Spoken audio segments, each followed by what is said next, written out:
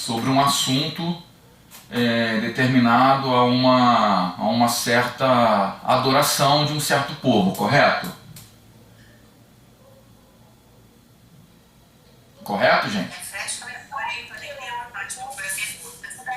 Espera só um momento, espera aí. Um monte, né, do samaritano. Espera só um momento. Sobre o que, Bianca? Acho que foi a questão do monte dos samaritanos que a gente perguntou. Isso, sobre o templo samaritano que foi construído na época do Império Persa, correto? Sim. Certo. Eu fui pesquisar, certo? Eu não tenho todo o conhecimento, eu não sou conhecedor de todas as coisas.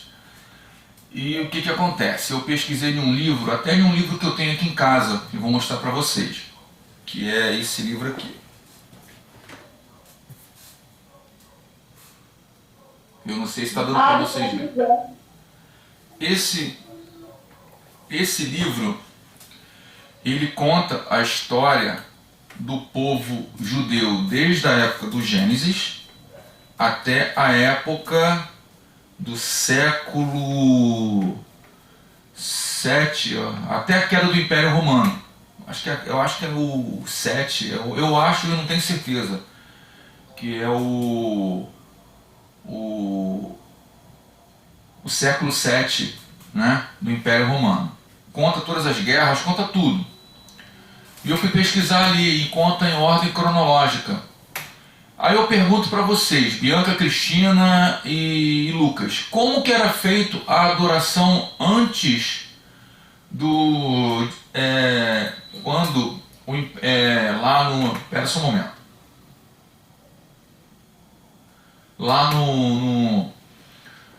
antes do Império Persa conquistar, o Império Assírio conquistar Jerusalém. Como que era feito a adoração de Israel? Porque Israel ele foi conquistado pelo Império Assírio, o Império Assírio dominou, pegou as pessoas, levou para outros territórios e pegou outras pessoas de outros territórios e colocou em Samaria, que Samaria era a capital de Israel naquele determinado momento. Como que foi feito, como que era feito a adoração, certo, do povo de Israel, que não era o povo judeu, mas sim era o povo de Israel, naquele momento? Vocês têm alguma noção? Vocês têm alguma ideia? Se eu não me engano, pelo que a gente estudou, lá em Judá tinha o templo, né? Sim. E teve aquela questão do reino do norte colocar um bezerro, né, para adoração, para poder, como se fosse satisfazer a questão do templo que não tinha lá para eles não terem que ir lá para ajudar. Sim, então era feita uma adoração através de um bezerro, né, que era feito lá em Samaria, que era a capital de Israel, e os israelitas adoravam esse bezerro. Perfeitamente, Bianca, você está certa. Então eles foram conquistados pelos assírios, os babilônios conquistaram o Império Assírio, e o Império Persa conquistou, e eles permitiram que o povo judeu voltasse do cativeiro e reconstruísse o templo de Jerusalém e os muros de Jerusalém. Mas houve aí dois personagens importantes que se opuseram, que foram contra a construção do templo e a construção dos muros de Jerusalém. Quais foram esses dois personagens?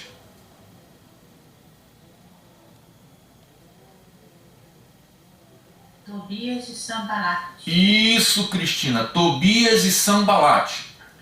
Tobias e Sanbalat foi até o rei, na época, Ciro.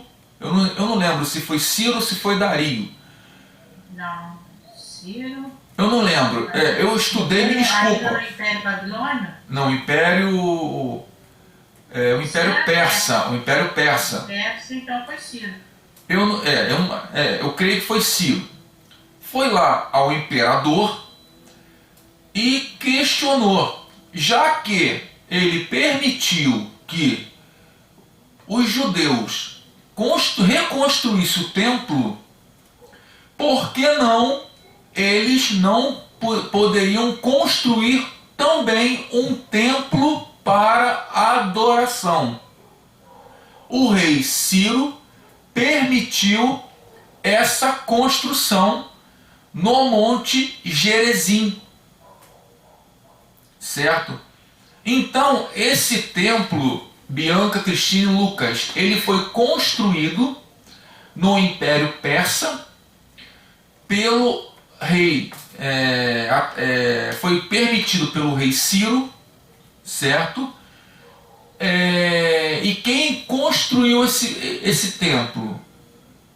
O templo do Samaritano, Sanbalate e Tobias, lá no Monte Gerizim. Então, quando a mulher samaritana fala para Jesus, lá no Novo Testamento, dizendo que os nossos antepassados, certo, diz que nós teríamos que adorar aqui no Monte Gerizim, ela está se referindo ao templo samaritano.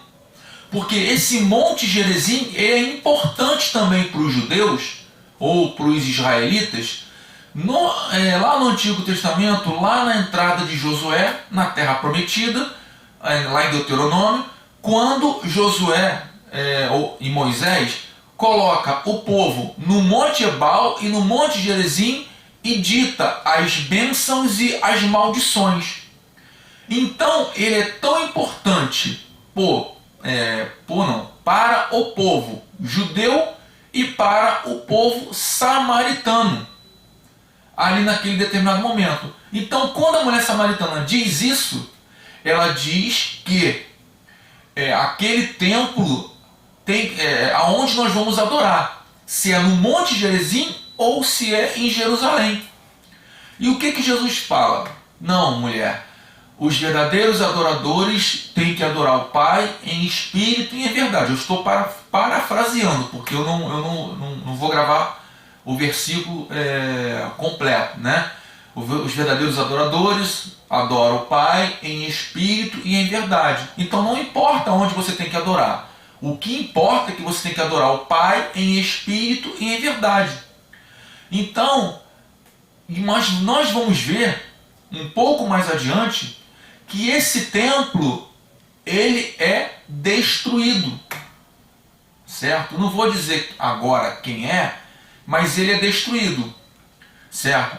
Aí vem o Império Grego, conquista a Palestina, conquista ali Jerusalém, conquista aquela região toda através de Alexandre o Grande e torna-se, aquela região começa a ser colonizada novamente. Vou usar esse termo para que vocês entendam que aquela região ela começa a ser colonizada,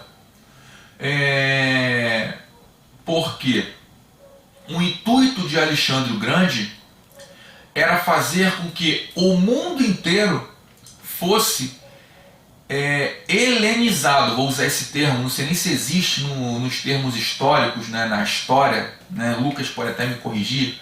Mais uma vez eu deixo isso registrado, Lucas. Se você quiser me corrigir, você pode chamar e me corrigir sem problema algum.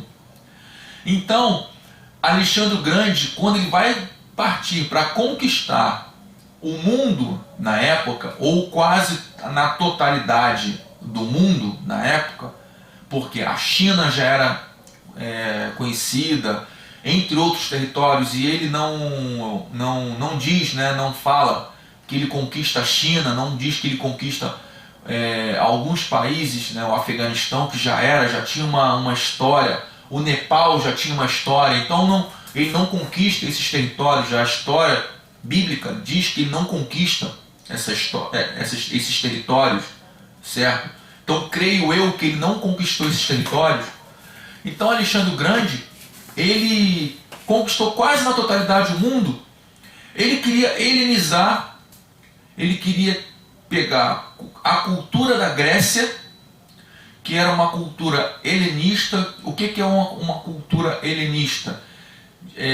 Tudo que a Grécia fazia era a melhor. Tudo que a Grécia produzia era a melhor. A ciência, os filósofos, a filosofia, a arquitetura, a cultura, eu já falei, tudo que a Grécia produzia era de melhor. A língua grega era melhor, o povo grego era o melhor povo. É como nós vemos hoje dos Estados Unidos, certo? Então, ele estava querendo trazer isso para o mundo inteiro. E em 323 a 198 há uma ruptura nisso. Por quê? Porque Alexandre o Grande ele morre em 323 a.C. O Império Grego ele é dividido em 4 partes. E esse império que é dividido em 4 partes, a parte que ficou, vou dizer isso, responsável, ou que ficou pela administração de Israel, da Terra Santa, foi a parte egípcia, administrado pelo general Ptolomeu, certo? Houve 4 generais, o general Ptolomeu,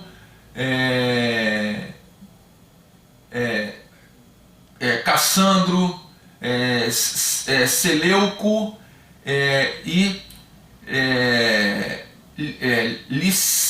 Licímaco, né? Eram 4 generais. Esses 4 generais, cada um ficou responsável por uma parte.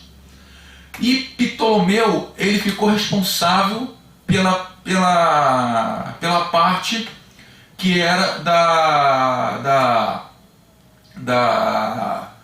responsável pelo Egito, pela Israel e pela Síria, né? Que cada parte era chamada Alexandria, tanto que nós paramos para analisar que existe nos registros históricos, a Alexandria do Egito. Então cada cidade importante dava-se o nome de Alexandria.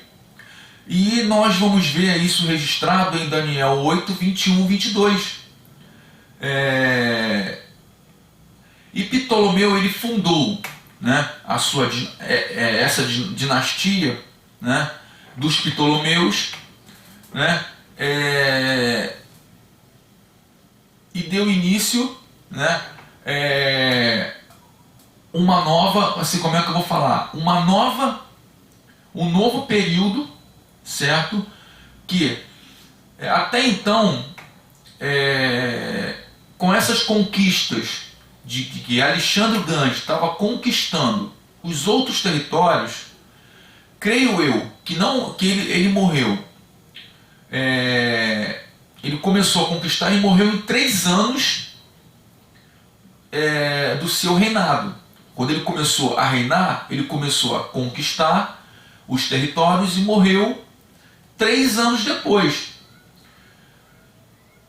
Com a morte dele, ele não conseguiu concluir o seu objetivo. Então o que acontece? Ptolomeu ele pegou esse território, que é o território como é que eu vou falar? Do Egito, de Israel e da Síria, e ele, como já tinha um território já administrado ou administrável, ele começou a implantar o helenismo, ele começou a implantar o período helenista, ele começou a implantar as características do helenismo. E com isso, muitos judeus, eles começaram a deixar de praticar, de ter as práticas do judaísmo e começaram a praticar a cultura helenista. Que cultura helenista era essa? Eles cultuavam os seus próprios corpos, eles deixavam assim, como é que eu vou falar? Ptolomeu, ele não permitia mais a circuncisão. Ele falava que a circuncisão era algo que era feito, que era abominável, certo? A cultura grega. E com isso, até na própria alimentação, eles não permitiam que os judeus não comessem mais carne de porco. Sempre o porco, né, que sofre, desde a época da Grécia até a época de Jesus, sempre o porco que sofre. Não é só o porco, outras comidas também, lagosta, camarão, né? Mas é sempre o porco que sofre, né? Então foram outras coisas da cultura judaica que eles deixavam, que eles tinham que deixar de fazer.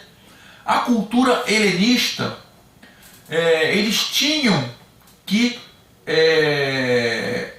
eles eram obrigados a fazer por causa dessa situação, certo? E com isso, começou o quê? Começou a ter atritos entre as pessoas que eram a favor, pessoas que eu falo, judeus, tá?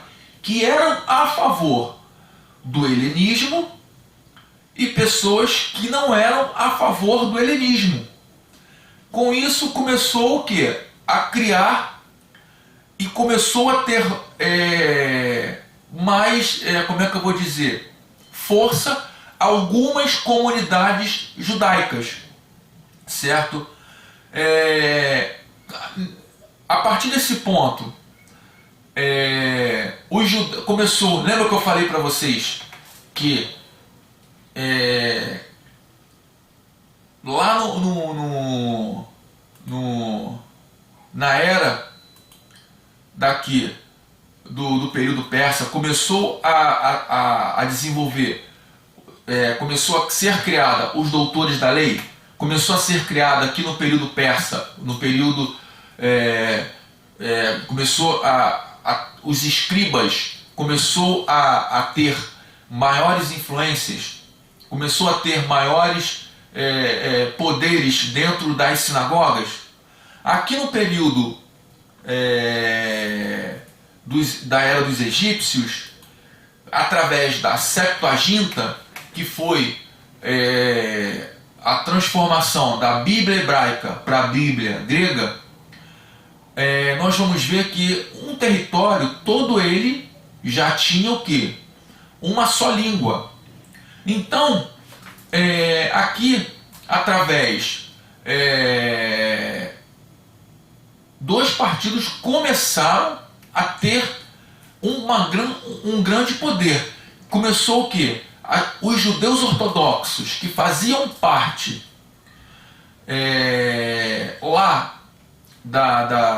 que começou a surgir lá no período do Império Persa, aqui eles começaram a ter um grande poder, uma grande força, porque os judeus ortodoxos, eles eram totalmente contra o período helenista, e os judeus normais, que eram chamados judeus helenizantes, eles eram a favor do império, eles eram a favor da helenização através de Ptolomeu. Então aqui eles começaram a ter esses dois poderes, que mais à frente nós vamos ver que esses judeus helenizantes, eles começaram a ter uma influência e se tornaram os chamados saduceus. Então, nós vamos ver um pouquinho mais à frente, na era dos Macabeus, como que isso foi possível. Então, nós vamos ver aqui, no desenvolvimento religioso, que no Império, nessa era dos egípcios, que foi de 223 a 198 a.C., certo? Teve essa importância muito grande para que começasse a desenvolver ou que terminasse, foi um período que começou e que terminou, certo? Os dois grupos, os grupos dos fariseus e dos saduceus, certo? Esse grupo dos fariseus e dos saduceus, eles ainda não têm uma grande força. São grupos que são formados, mas eles não têm força. Não são grupos que são fortes, eles não têm influência forte, eles exercem uma certa influência nos grupos, certo? Exercem uma certa influência nos povos. Por quê? Porque esses grupos dos fariseus, eles exercem domínio sobre a sinagoga. E os saduceus, eles exercem domínio sobre o templo. Mas eles ainda não têm um poder, como é que eu vou te dizer, muito grande no povo, como nós vamos ver na época de Jesus. Certo? Alguém tem alguma pergunta? Os fariseus seriam aqueles que começaram a se autodenominar doutores da lei na época do Império Persa, né? Sim. Os saduceus na época do Império Grego. Sim, mas só que os saduceus, eles não são doutores da lei. Eles conhecem a lei, mas só que eles não são doutores da lei. Nós vamos ver um pouquinho mais à frente. Os saduceus. Não, então, o que eu falei, os fariseus seriam aqueles que se chamavam doutores da lei desde do período persa. E os saduceus começariam na época do Império Grego. Os saduceus, eles começam a ter uma influência no Império Grego. Os fariseus, eles já começam a ter influência, mesmo que pequena, tá, gente? Lá no Império Persa, tá?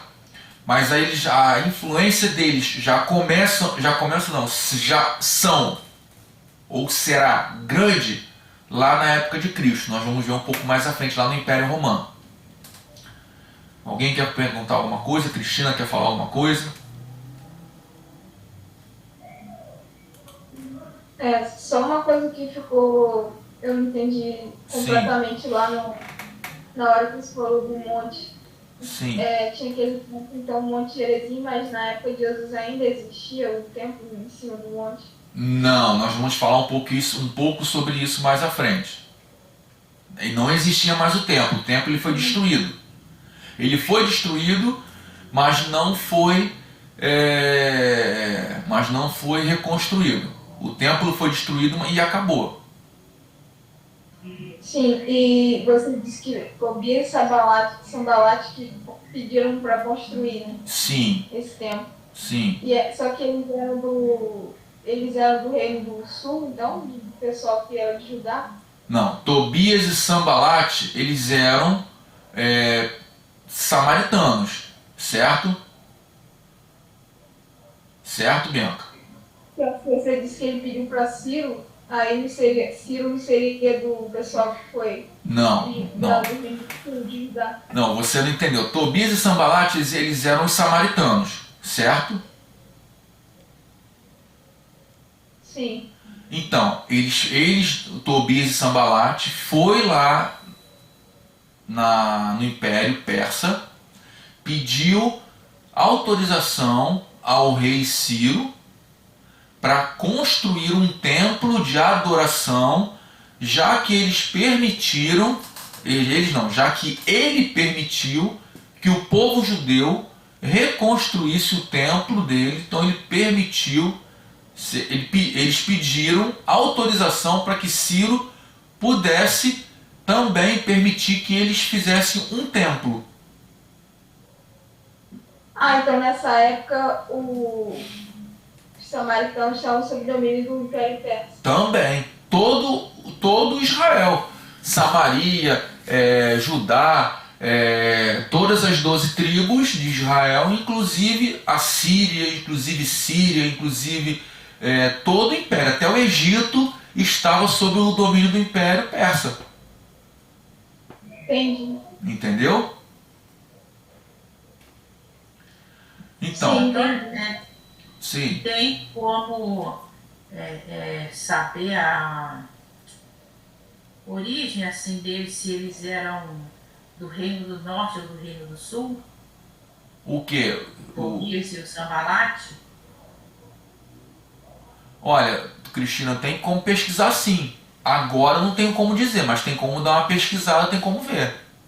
Que eu não sei historicamente como é que funciona, mas me dá a impressão assim, que eles já estavam ali, da época do caldeamento, lá da Síria, né? Que fez aquela troca, né? Então eles já estavam ali, provavelmente seriam do Reino do Norte, né?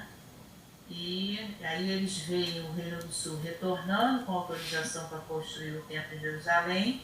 Aí eles se interessam também em construir um em Samaria. No caso, não sei, é isso. É por aí? Sim. Mas assim, segundo Flávio Josefo, tá? Segundo os escritos de Flávio Josefo, ele era samaritano, eles eram samaritanos, tá? Então, eles foram proibidos de ajudar na reconstrução do templo, porque eles eram samaritanos. Agora, eu tenho como pesquisar sim, para saber de qual nacionalidade era Tobias e Sambalate. Tem como ver sim, tem como saber sim. Entendeu? Eu poderia ter pesquisado até, mas só que eu não pesquisei. Entendeu? Eu não pesquisei, achei que não era necessário, mas eu posso pesquisar, entendeu? E falo para vocês, passo para você durante a semana. É só você me lembrar, porque às vezes eu fico envolvido com algumas coisas e eu acabo esquecendo, entendeu? Mas eu passo para você sim, sem problema algum, entendeu? Tá, se você conseguir, senão tudo bem, é só uma curiosidade, né? Não, sim. Porque a gente sabe que houve aquela troca ali de pessoas, né? E a religiosidade também foi misturada, né?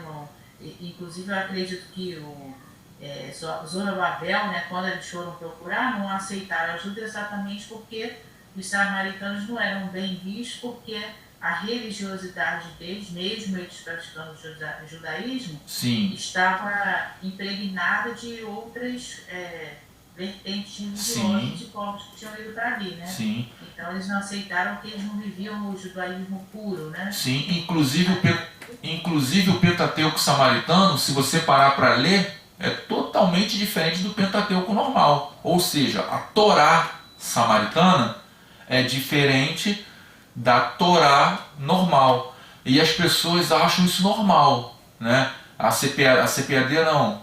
Eu acho que a CPAD fez uma propaganda muito forte, muito grande do Pentateuco samaritano. Aí eu baixei por curiosidade. Eu fui comparar, eu tenho a Torá aqui e eu peguei a Torá, né, a Torá samaritana. Tem até acréscimo de coisas que a Torá de Judá não tem. A Torá judaica não tem. Então, assim, eu comecei a ver, falei, poxa, então, assim, se eles fizeram isso lá no período e decidiram não permitir para que eles não ajudassem, então quer dizer, porque o judeu ele não permite mistura. Se eles se misturaram com outros povos e vieram misturado de outras coisas, de outros raciocínios, de outras vertentes, como você mesmo falou, eles não vão permitir mesmo. Está me entendendo? Então, assim, eu acredito, tá? Eu nunca parei para estudar a genealogia de Sanbalat e Tobias. Eu nunca parei. Mas o fato é que eu creio que Sanbalat e Tobias eles não eram os judeus, como é que eu vou falar? Judeus não, hebreus ou israelitas, como é que eu vou dizer?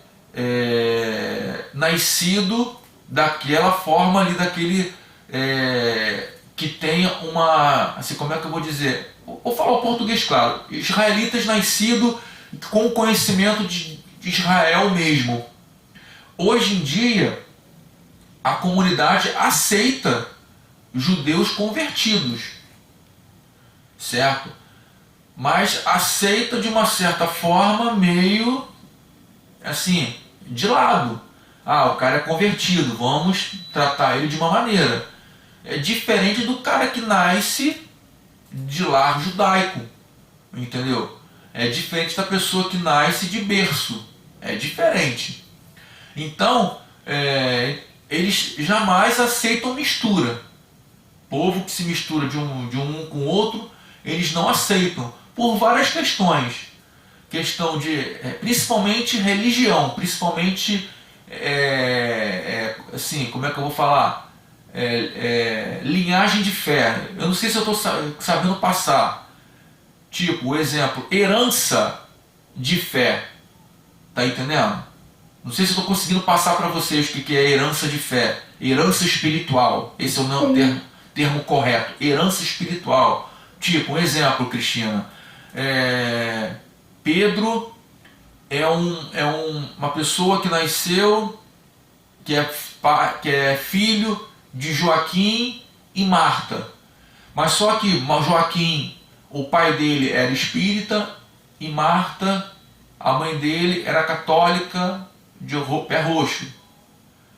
Aí Pedro casa com uma judia. Então ele não vai ter só herança física, ele vai ter herança espiritual. Não sei se você está conseguindo entender. O judeu ele visa muito isso, herança espiritual.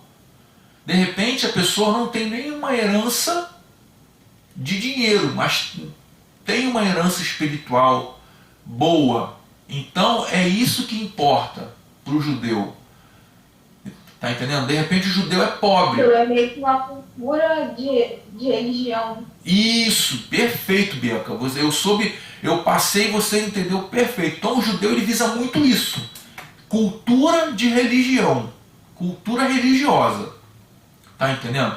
A mistura que Deus fala para não ter é essa mistura religiosa. Então, de repente, Sanbalat e Tobias ele tinha essa mistura religiosa. Entendeu? Para não ter esse tipo de problema, eles preferiram não fazer. Não quero, é melhor não ter. Tá? Então, é por isso que eles pediram para fazer. Né? Então, vamos lá. Então, o que acontece? Houve outro fato importante naquela redondeza ali. Em 1968 não, no ano 198 ao ano 165 a.C., houve um fato muito importante, que foi a Era dos Sírios. Sob o governo de Antíoco, um grande sucessor de Seleuco, né, os judeus, embora tenha tratado com aspereza, né, foram autorizados a governar localmente, né, sob o comando de um sumo sacerdote. Eles foram autorizados e foi nomeado um sumo sacerdote nessa época, certo?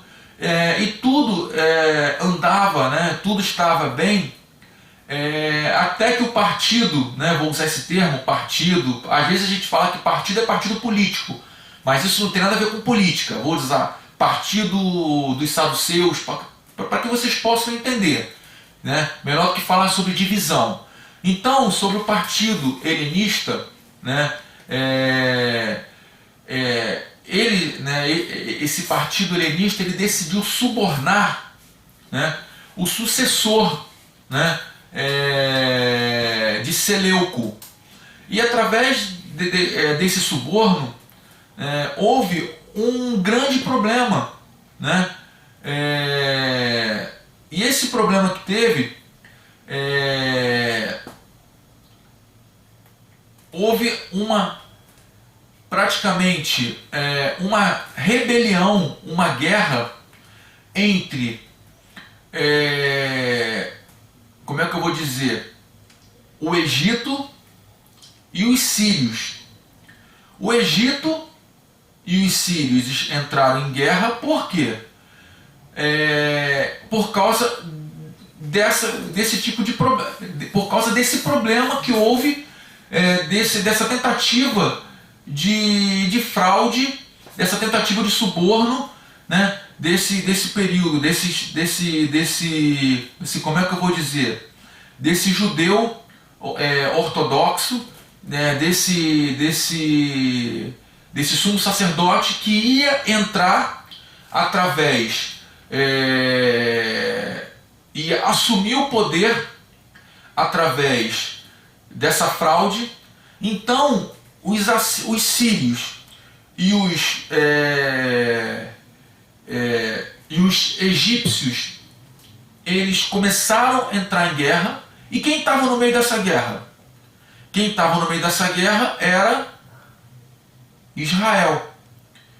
E essa guerra, né, os sírios conseguiu e conquistou e ganhou essa guerra. E em 1968, em 168 antes de Cristo, os sírios conseguiu ganhar a guerra e conseguiu anexar Israel à Síria. Então, no período de 198 a 165 a.C., os sírios, eles conseguiram estar junto com Israel e conseguiu fazer com que Israel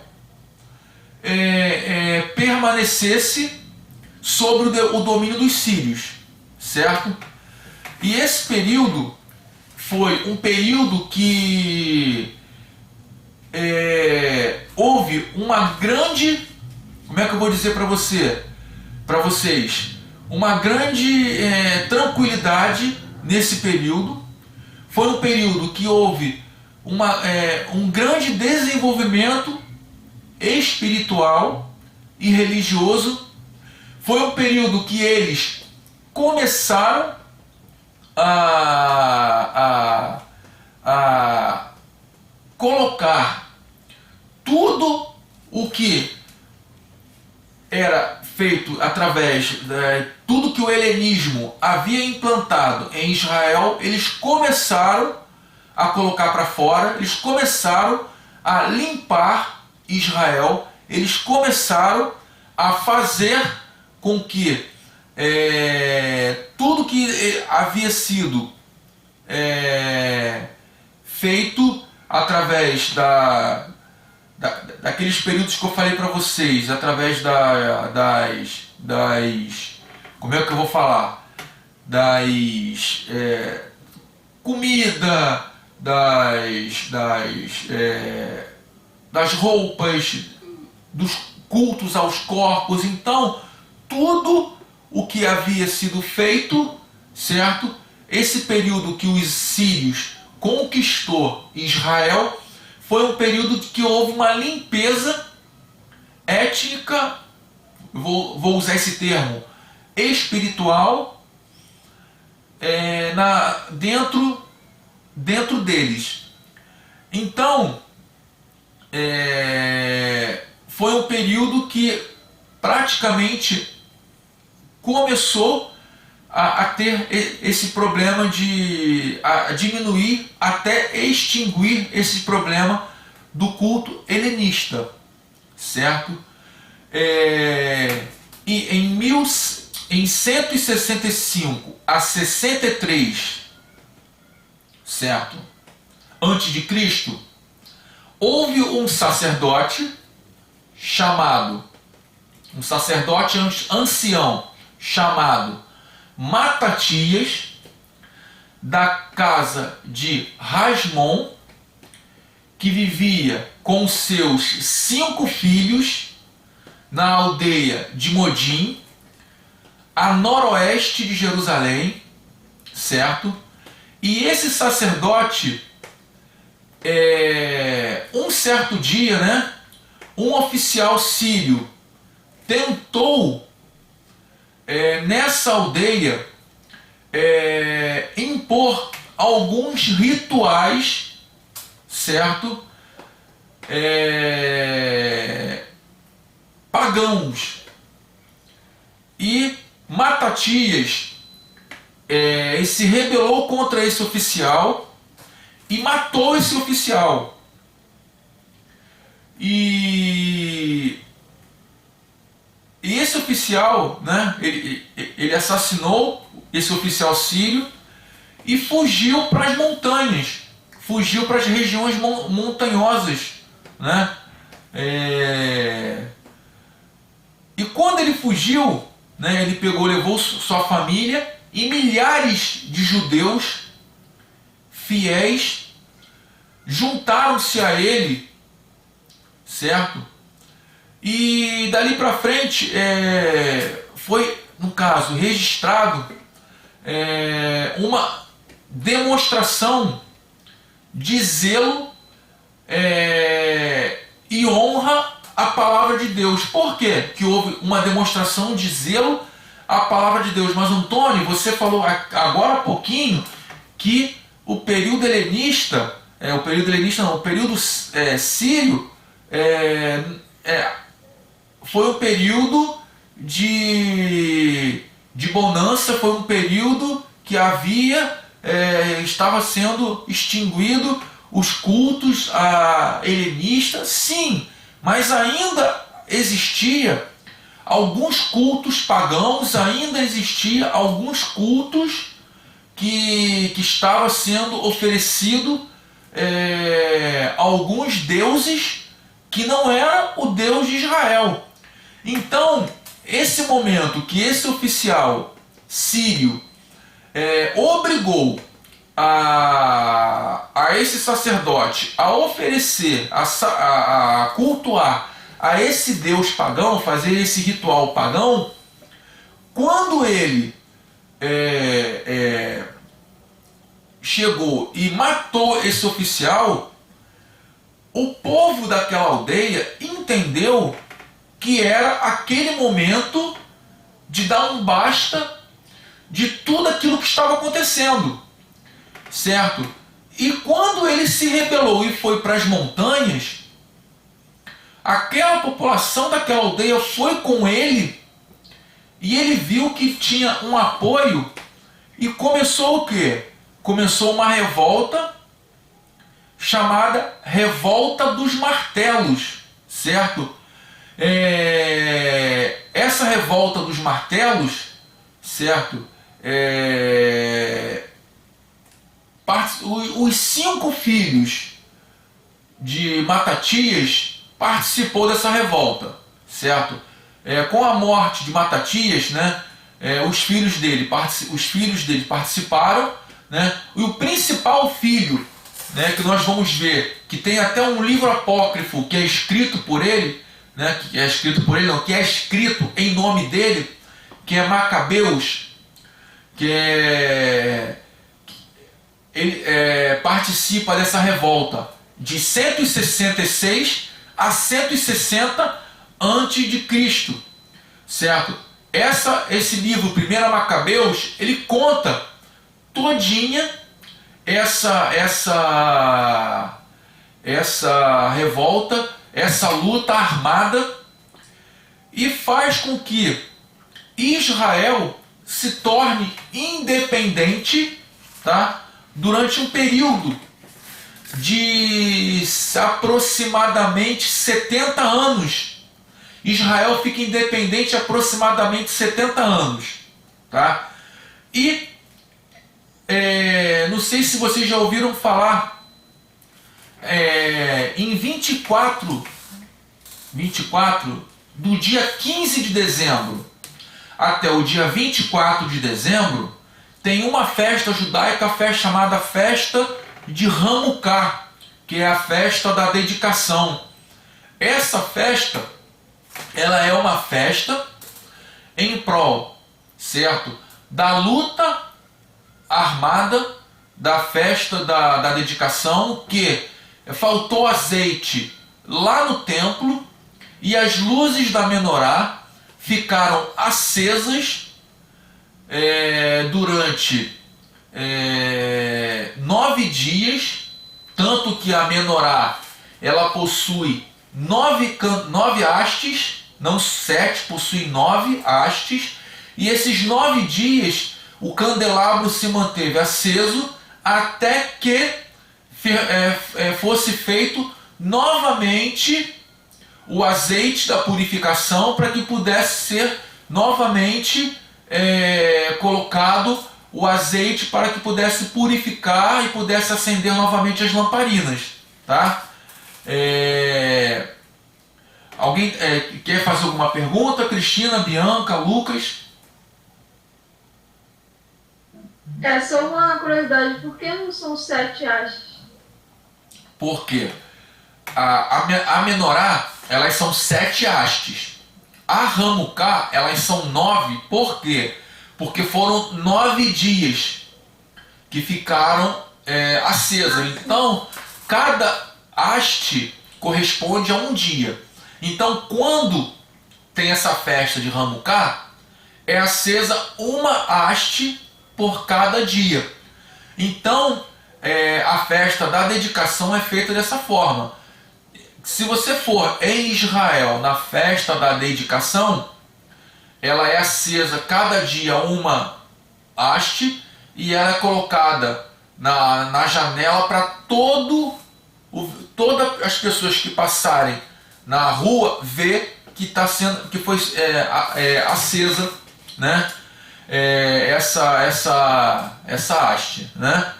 Então essa luta armada, ela perseguiu nas regiões ao redor de Judá.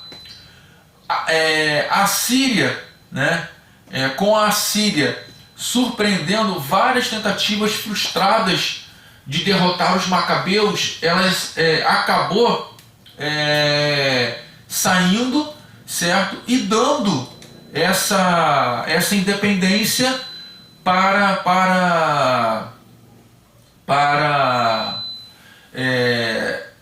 o povo de Deus, né? E quem foi a pessoa responsável, quem foi o primeiro líder religioso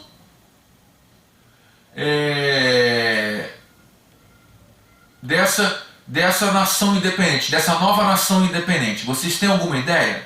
Será que foi alguém da descendência de Davi? Será que foi alguém da descendência de Arão, que por ser sacerdote? Vocês têm alguma noção? Não.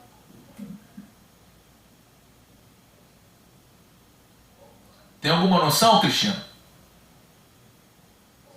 Não. Não. Então vamos lá. O primeiro líder responsável pela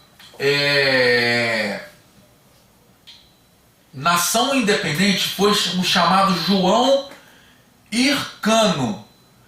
Ele foi de 134 a 104 antes de Cristo. E depois foi Alexandre Jameu, de 102 a 76 antes de Cristo, tá? Primeiro foi um, depois foi o outro. João Hircano, certo? Ele mandou destruir o templo samaritano, certo? Quando ele assumiu o poder, ele mandou destruir o templo samaritano em 134 antes de Cristo. Então, quando a mulher samaritana foi lá e falar aonde que nós temos que adorar? Nós temos que adorar o Pai aqui no Monte Gerizim, ou temos que adorar o Pai lá em Jerusalém? Provavelmente ali só deveria ter as ruínas do templo, tá? Ele mandou destruir o templo samaritano.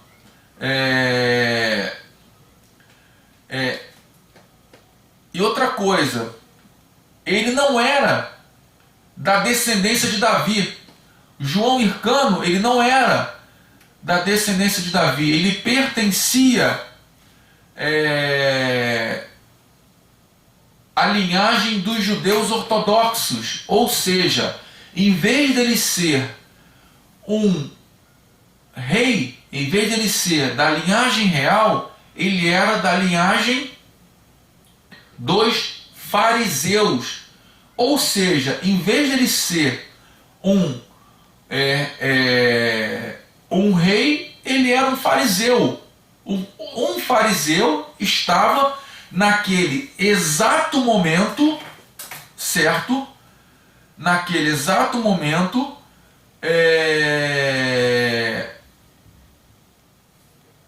governando o estado, o país, né, Israel, né? E naquele momento que ele estava governando o país Israel, ele, o povo, né, que deveria, como é que eu vou falar para vocês, passar para uma pessoa, ele tinha que passar o que ele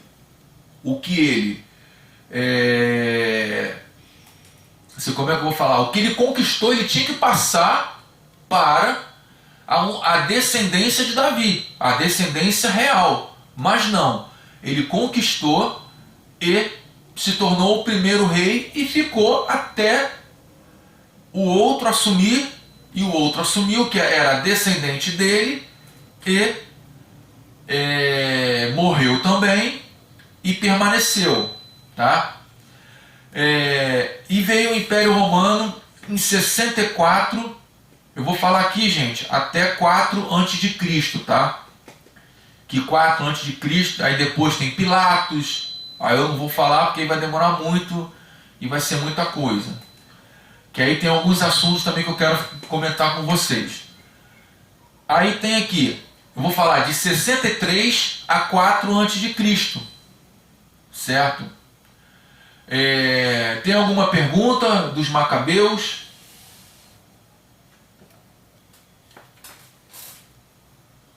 Esses Macabeus eram os mesmos essênios? Não. Os Macabeus, os essênios, eles só surgem, é um grupo político, que eu vou usar esse nome, um partido político. Eles aparecem, eles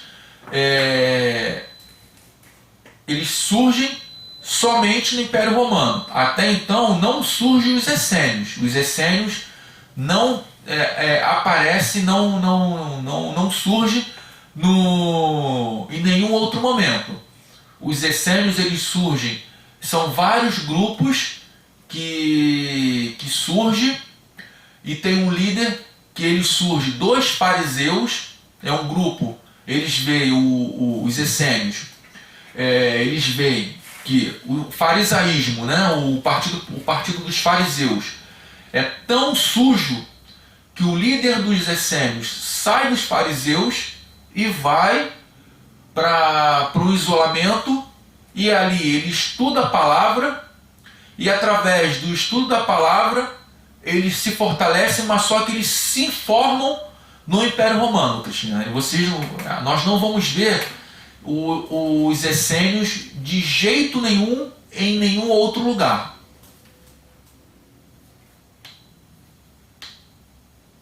Mais alguma pergunta, Bianca? Então esse grupo aí dos Macabeus não é aquele que foi lá para Qumran. Não. Eles foram para as montanhas, mas eles não foram para Qumran, não. Qumran é um lugar montanhoso, mas só que é um local que fica próximo do Mar Morto, mas não esse grupo não é um grupo. Quando eu falei que eles saem e vão para Jerusalém nas áreas montanhosas, certo? Dá a entender que eles vão para Qumran, mas eles não vão para Qumran. Qumran, eles ficam próximo ao Mar Morto, mas o Mar Morto ele fica na região central de Jerusalém, não, de Israel. Jerusalém fica na parte sul, né, de Israel. Não sei se vocês estão conseguindo visualizar, né? O Mar Morto ele fica na parte central. No centro tem o Mar da Galileia e tem o Mar Morto no centro. O Mar da Galileia desemboca no Mar Morto, né? Fica no centro. E Qumran fica às margens do Mar Morto, ou Mar Salgado, né? Fica ali próximo do Mar Morto. Já os Macabeus, eles saem e vão de Jerusalém.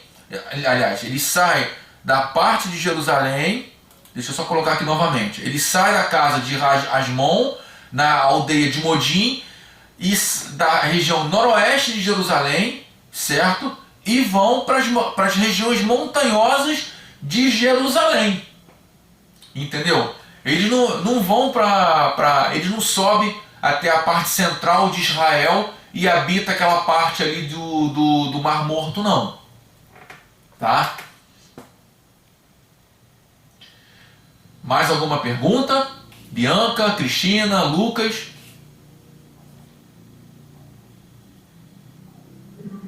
Depois que destruíram o templo lá dos samaritanos, como que é o estilo de adoração deles? Será que eles vão ter um monte, né? Bianca, você faz pergunta difícil. Eu não sei. Não sei como que é o estilo de adoração deles. Não sei. Creio eu. Tá? O estilo de... Olha só. O templo, preste atenção. O templo, ele só é feito para fazer sacrifício. O templo de Samaria, ele não era feito para fazer adoração. Da mesma forma que existiram as sinagogas judaicas, existiram também as sinagogas samaritanas. Então, creio eu que a forma de adoração deles também era uma forma de adoração sinagogal, da forma como era feita a adoração judaica. Sendo que o templo deles não existia por causa da sua... aliás, do templo não existia não. A sua adoração, o seu sacrifício, a sua forma de adoração sacrificial não existia mais por causa da sua forma de não existir mais o templo. Aí eu falo para vocês, lembra que eu falei para vocês que o Pentateuco samaritano é totalmente diferente do Pentateuco judaico? O Pentateuco samaritano, ele é diferente dessa forma, tipo, quando nós vamos lá e nós vamos ver que o judeu, se você fez um exemplo, tá? Vou dar um exemplo. Fez o bicho do seu amigo caiu no buraco e quebrou as patas.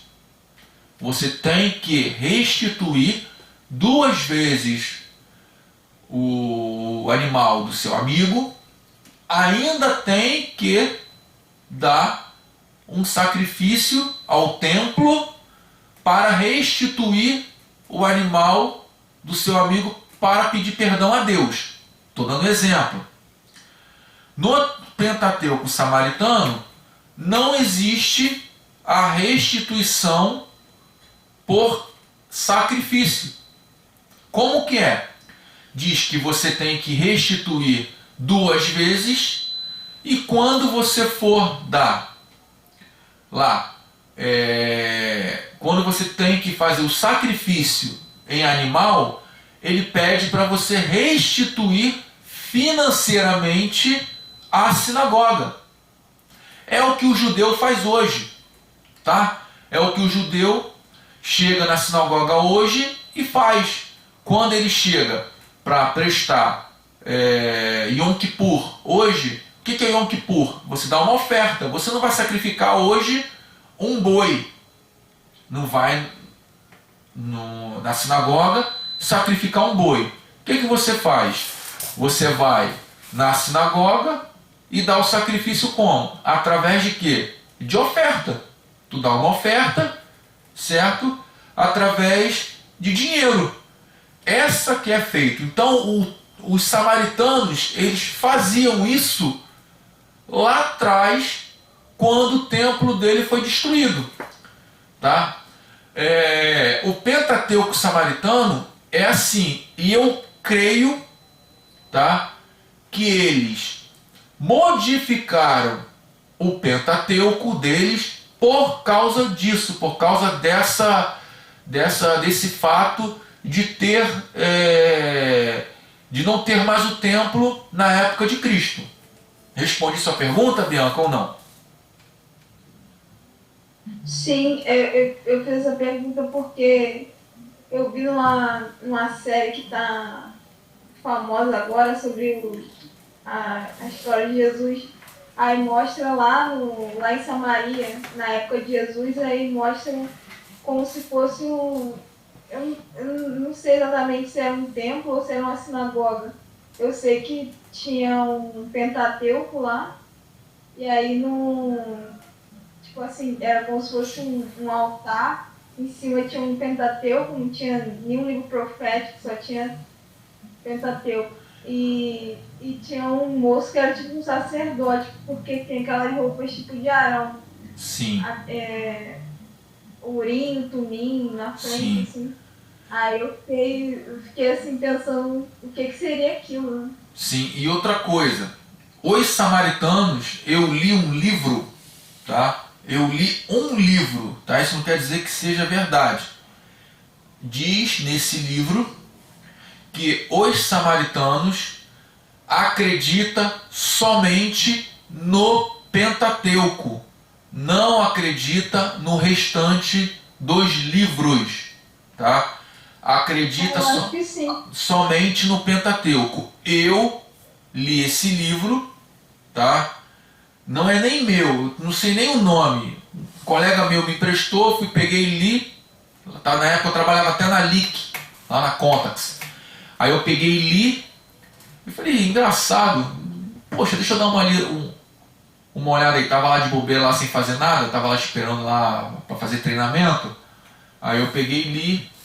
E tinha essa informação. Que que os samaritanos só acreditavam no Pentateuco, não acreditavam em mais nenhum outro livro bíblico, certo? Tanto que a mulher samaritana, quando Jesus vai lá falar, ela não sabe que ele era o filho de Deus. Através da sua conversa, ela acredita que ele era um profeta, mas não fala que ele era o filho. Aí ele que fala que ele era o filho de Deus. Entendeu? Sim. Então, mas aí, mais alguma pergunta? Lucas, Bianca, Cristina? Não.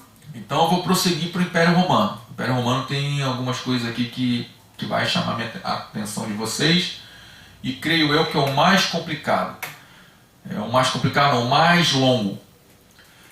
Então o Império Romano eu vou pegar aqui de 63 a 4 a.C., né? A independência dos judeus terminou em 63 a.C., quando o general romano Pompeu conquistou a Síria e dominou Israel. Nessa ocasião, Aristóbulo II proclamou-se rei de Israel e fechou as portas de Jerusalém para impedir a entrada de Pompeu. Irado, o general romano tomou a cidade à força e diminuiu o território da Judéia. O esforço de Israel para libertar-se por algum tempo, porém agora tudo parecia estar perdido, né? Israel, ele se tornou independente naquele período, e com a entrada de Pompeu, né, tudo parecia que havia se perdido por causa dessa simples tomada, né, de Pompeu. Em 47 a.C., Júlio César nomeou Antípater como procurador da Judéia, e Herodes, filho de Antípater, tornou-se rei da Judéia por volta de 40 a.C. Aí nós já vamos começar a obter a característica já da Judéia, já no período de Cristo, né? Aqui no ano 40 antes de Cristo, Herodes, ele já começa, né, através de Antípater, né, que é o pai dele, ele se torna rei, né, da Judéia. Ele morre em 40 antes de Cristo, ele se torna rei, né? E aí nós vamos começar a ver o que? Algumas coisas que ele começa a fazer, né? Para que ele começa a ter o que? A ter o controle daquele território. Aí eu falo para vocês, Herodes, ele tinha descendência real, ele possuía descendência religiosa, ele era rei, ele era sacerdote? Pode Sim, falar. acho que ele era descendente de judeus. Não, ele era judeu, sim, mas ele era descendente de Levi? Ele era de Levi, não, ele era descendente de Arão? Ele era descendente de Davi? Essa parte eu não lembro. Eu sei que eu tinha antigamente o PDF desse livro do Flávio José, que eu li que ele era judeu, mas eu não lembro de ter lido sobre a linhagem dele. Você tem alguma noção, Cristina? Pode falar. Pode falar o que você acha. Não tem. Tem alguma noção, Lucas? Não tenho. Não, né? Então vamos lá. Herodes, ele não tinha nenhuma descendência da família de Davi. Não tinha. Porém, Herodes, ele tinha uma pequena, como é que eu vou falar? Uma vasta lembrança da descendência de João Hircano. Ele era descendente. Lembra que eu falei lá atrás que João Hircano, ele era sacerdote? Descendente de sacerdote? Sim. Então, ele era parente de João Hircano, ele era descendente de João Hircano, certo? E esse João Hircano, ele era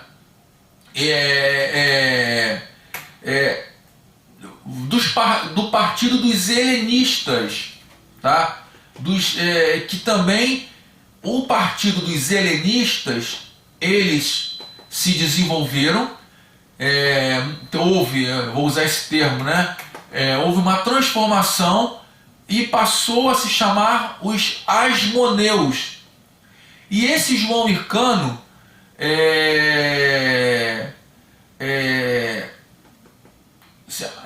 como é que eu vou te falar?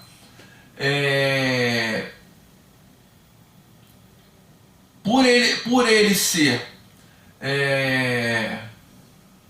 fazer parte dos asmoneus, a sua família, né, a sua esposa, a esposa de Herodes, e os seus filhos também faziam parte dos asmoneus. Porém, Herodes, ele não gostava dos asmoneus, ele não gostava dos helenistas.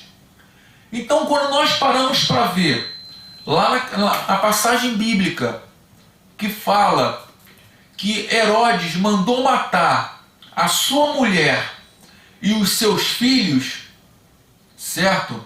É porque a sua mulher e os seus filhos faziam parte dos asmoneus. Então, essa influência de João Hircano exerceu, claro, João Hircano já era morto, já tinha falecido, já tinha morrido, mas essa influência que teve ainda dos asmoneus nessa passagem, através de geração em geração, levou com que a sua família desenvolvesse essa tendência a ter essa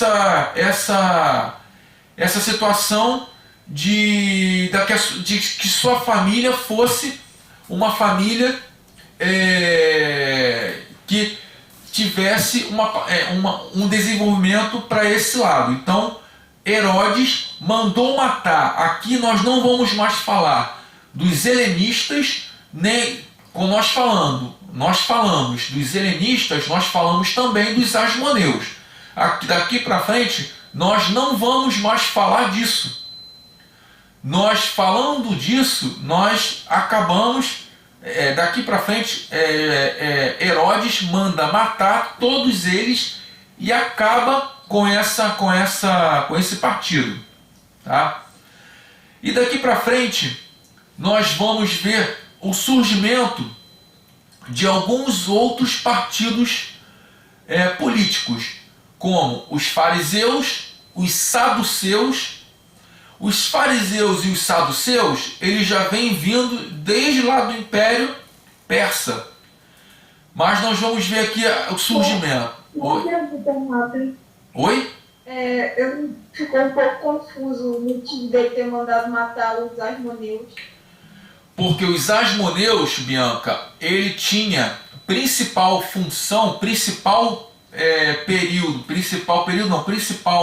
intelectualidade, a helenização. Lembra que eu falei com você que a helenização o que era? O culto às pessoas, o culto religioso, a carne de porco, comer carne de porco era permitido, comer, fazer coisas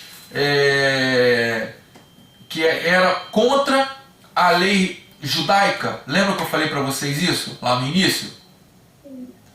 Então ele acabou com esse povo, com os asmoneus, porque esses asmoneus, ele vinha dessa descendência dos helenistas, entendeu?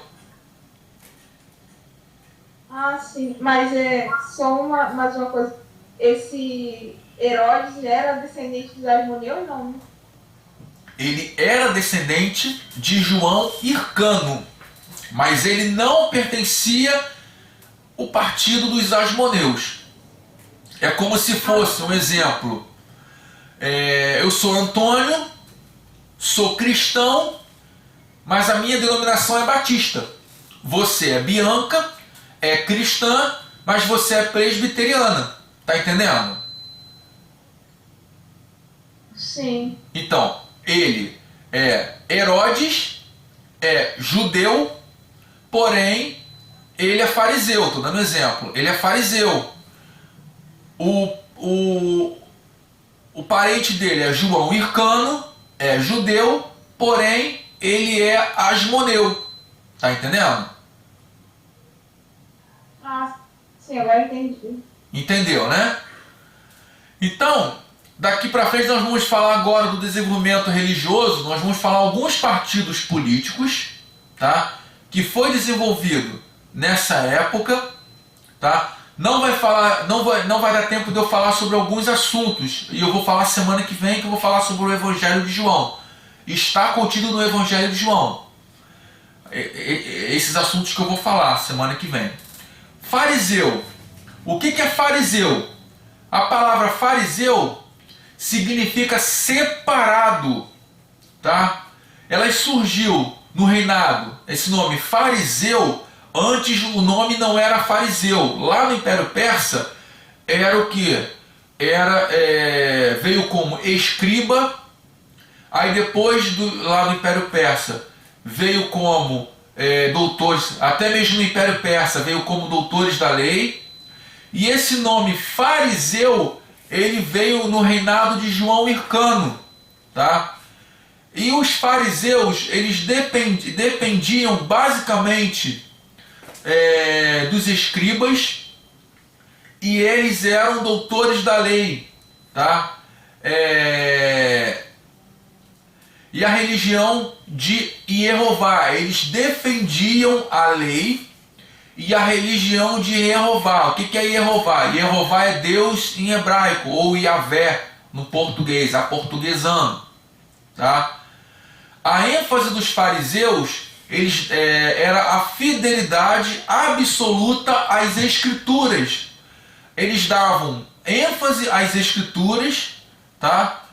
E lançou um forte apego à lei oral, cujo objetivo dos fariseus era aplicar a lei, certo, escrita em todos os aspectos da vida cotidiana, certo?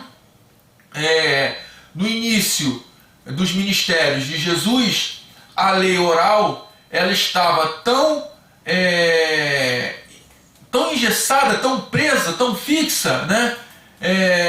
Que era uma expressão legalista que poucas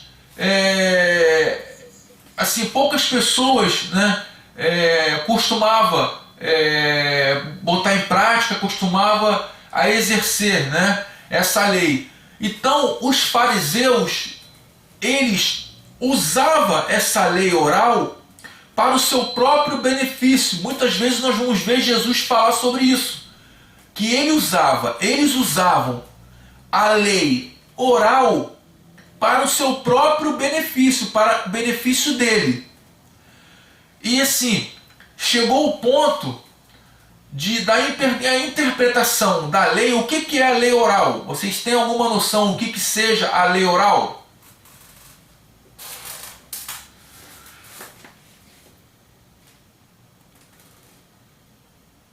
O que eu sei é que a oralidade era muito forte, né, naquela época, porque a cultura, no que eu leio, já falei na semana passada que eu gosto de ler bastante sobre apologética. Muitos livros de apologética falam que a questão da cultura judaica tinha muita a coisa da oralidade para ensinar desde pequeno os meninos, né, que naquela cultura era mais os meninos que estudavam. Não tinha muita a questão da oralidade. Sim, mas assim, o que é a lei oral? Você tem noção, Bianca, o que seja a lei oral? Não. Tem alguma ideia, o Cristiano, o que seja a lei oral? Eu já mostrei para vocês o que é a lei oral. Você falou do Talmud, né? Isso. A lei oral, na época e hoje, é o Talmud, que é isso aqui, ó. Essa é a lei oral. Ah, sim, eu ia perguntar sobre isso. Então, essa... Tinham coisas na época de Jesus, tinham coisas que eram bem além do que tinha na lei, né? Sim, sim. Então, essa é a lei oral. O que na época de Jesus, a lei oral, como hoje também, é o Talmud.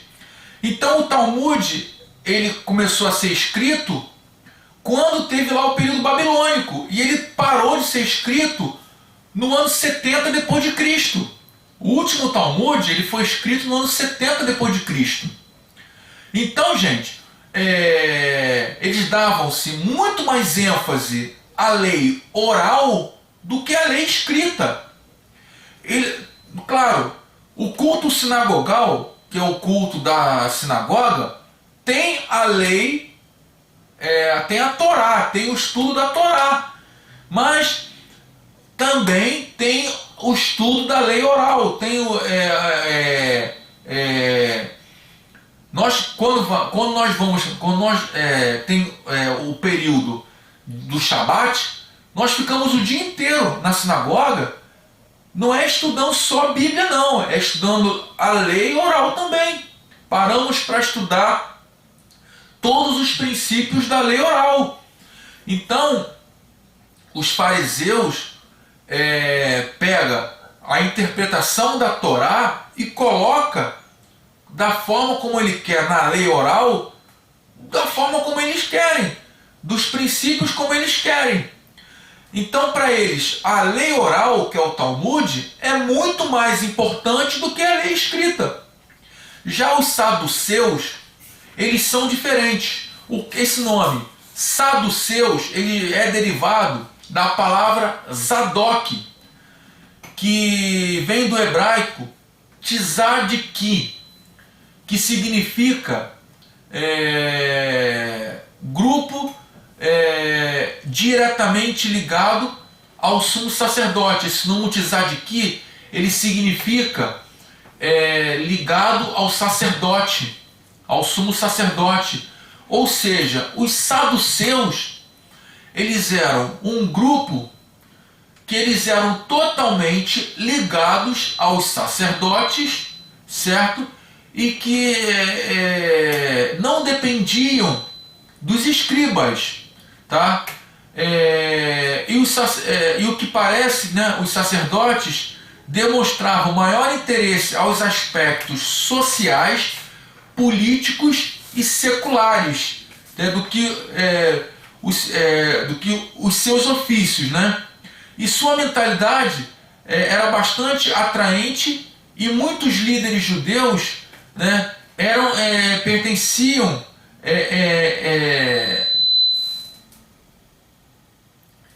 queriam esse prestígio. Ou seja, na época de Cristo existia muito mais saduceus do que dias de ofício.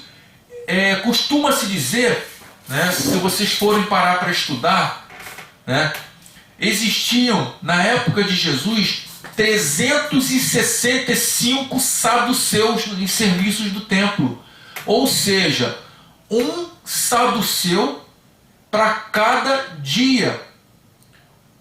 Esse nome saduceu, ele é exclusivamente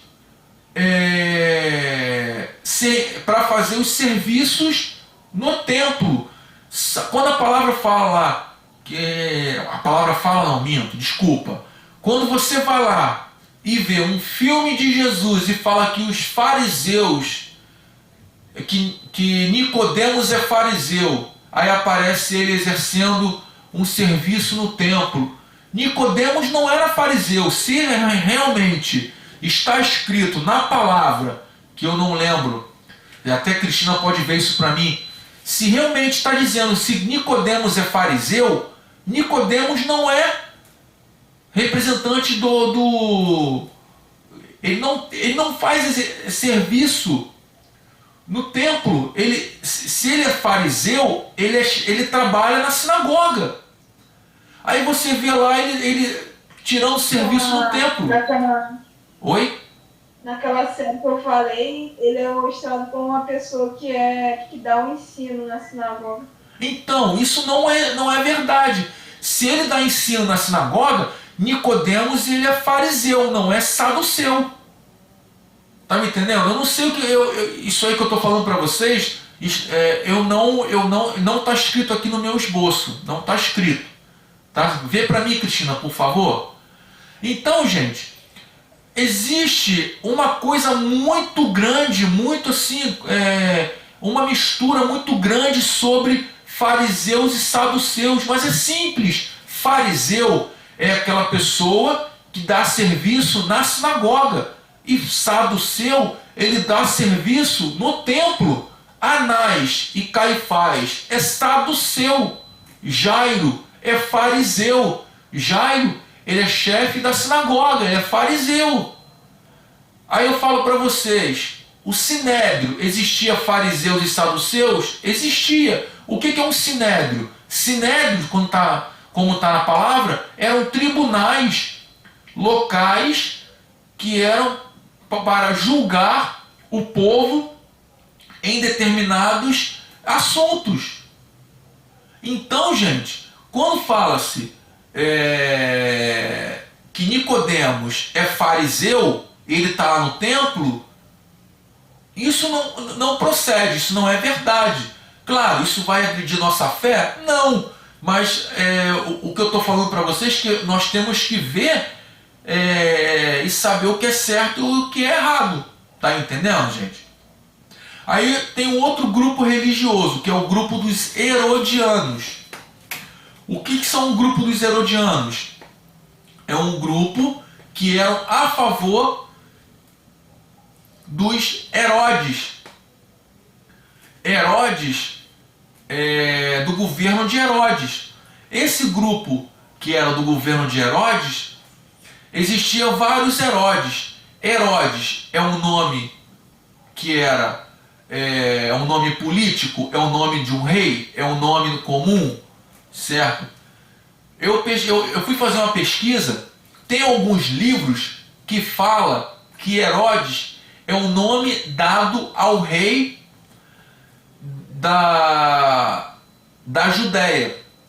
Mas se nós pararmos para analisar, Herodes, todo aquele que foi filho de Herodes ou grande, recebeu o nome de Herodes. Herodes Filipe, Herodes Arquelau, Herodes Antipas, Herodíades, que era neta de Herodes, certo? Que Herodes mandou matar o pai dela, e entre outros, certo? Quem eram os Herodes? Os herodianos eram pessoas que eram a favor do reinado, do governo dos Herodes, certo? Mas por quê? Quando Herodes o Grande assumiu o governo, ele mandou duplicar o templo, ele mandou duplicar o templo de Salomão. Ele não derrubou e mandou construir outro, não. Ele pegou aquele templo que já existia, certo? Que foi reconstruído lá em Zorobabel, e duplicou aquele templo. Ele pegou aquele templo e aumentou as galerias, aumentou as portas, aumentou as entradas, aumentou o pátio. Ele aumentou, e com isso, o que aconteceu? Herodes ganhou como é que eu vou falar? Adeptos do seu governo. E com isso, Herodes Antipas ganhou adepto ao governo, Herodes o Grande ganhou, toda a família Herodes, cada um no seu tempo, ganhou reconhecimento através do seu governo, tá? Alguém tem alguma pergunta? Aqui, tá? Então fala, por favor, Cristina. Tá em João 3, capítulo 3, verso 1, diz assim: havia entre os fariseus um homem chamado Nicodemos, autoridade entre os judeus. Aí na minha Bíblia tem um asteriscozinho aqui em autoridade, aí diz assim: Nicodemos era membro do Sinédrio judaico. Sim, mas fariseu, fala que Nicodemos era fariseu, correto? Fariseu. Aí eu falo para você... Entre os fariseus um homem chamado Nicodemos. Então, aí pode ser que tenha interpretação dizendo que ele estava entre os fariseus, mas ele não era fariseu.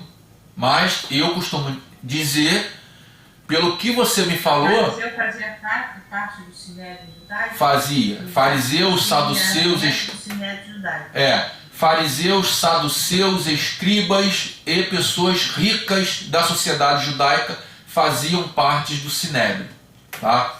Aí no caso era bom consultar o texto do grego, né?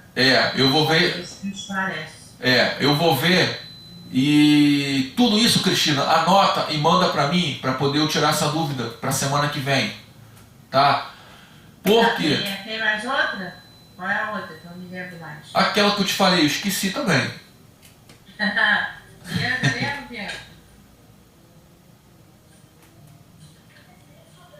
Agora eu não tô lembrando. Vou anotar isso aqui. Anota e me fala, que eu esqueci. Mas a sua hora já foi. Não, sim, eu vou terminar os zelotes, e vou acabar. Então, zelotes vem do cananeu, né? Esse nome zelotes, ele também pode ser chamado de cananeus. E do aramaico, canará, que significa zeloso, tá? Formava outro partido político em oposição direta aos herodianos. Os zelotes não se submetiam, Cristina, a governo romano e a governo nenhum.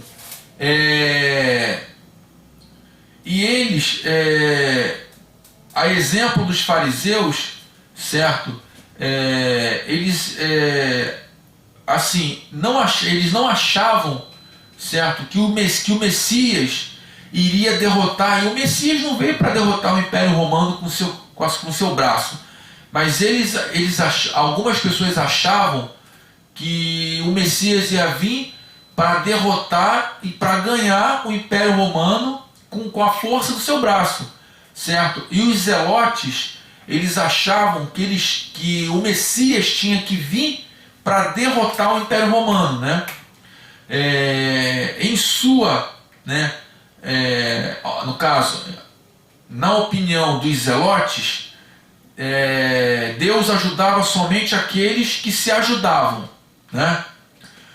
Os judeus, portanto, deveriam estar prontos para lutar por sua independência, como lutaram lá na independência dos assírios, aliás, dos sírios, não dos assírios, mas dos sírios, né?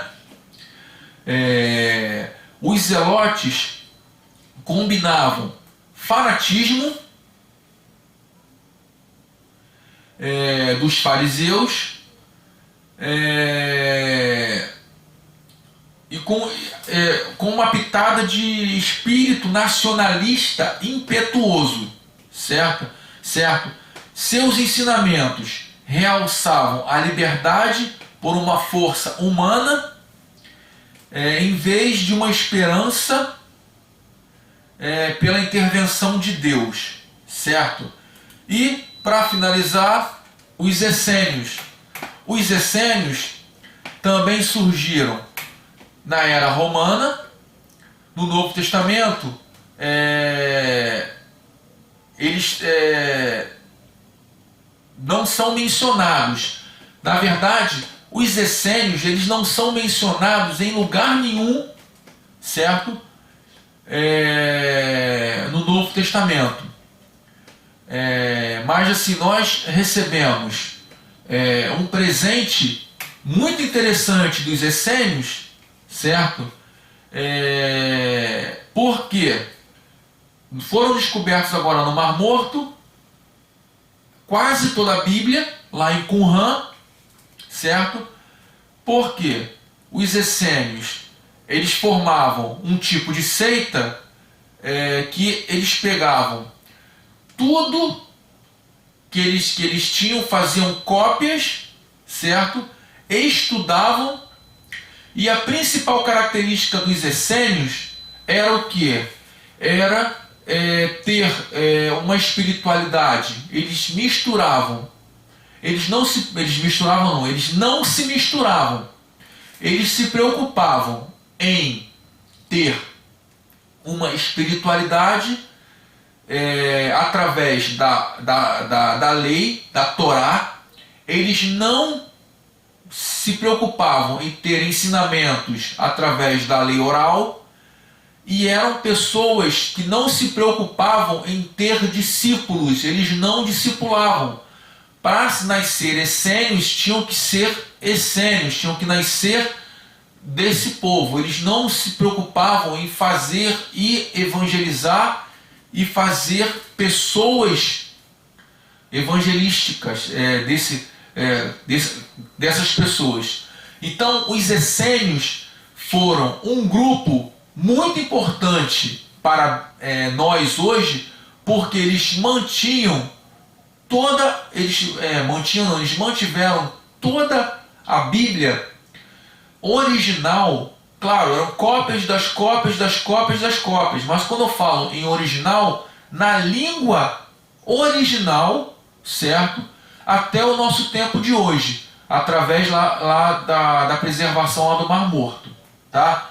Então, gente, eu terminei hoje por aqui. Semana que vem eu vou falar sobre algumas coisas, sobre os nomes e os sobrenomes, Sinédrio, algumas coisas, alguns conceitozinhos junto com o livro de João, tá? O Evangelho de João. Alguma coisa a perguntar? Cristina, Bianca, Lucas? Eu já vi alguns filmes que... Pode falar, Cristina. Não, eu falei só que você levantou a mão. Ah, sim, era isso que eu ia perguntar. É que eu já vi alguns filmes que Judas era um zelote. Aí é verdade isso? Quem era Zelote? Judas. Que Judas? Olha, assim, Judas o que? Judas o que traiu Jesus? Que era andar com Jesus. Não, o que traiu Jesus? É. Não, existiu um zelote que andou com Jesus, né? Mas assim... Não, ele, o que inicialmente era discípulo. Então, existiu um zelote que andou com Jesus, mas assim, eu não sei qual foi. Mas o fato é que a Bíblia diz que existiu um, né? Eu não tenho como dizer que era Judas Iscariotes. Eu não tenho como dizer. Isso aí eu tenho que pesquisar. Cristina, vai anotando. A outra pergunta, Bianca, era sobre o culto no templo samaritano, foi isso? Eu tinha perguntado. Não, mas a pergunta foi essa, como era o culto? Como era o culto samaritano na época de Jesus.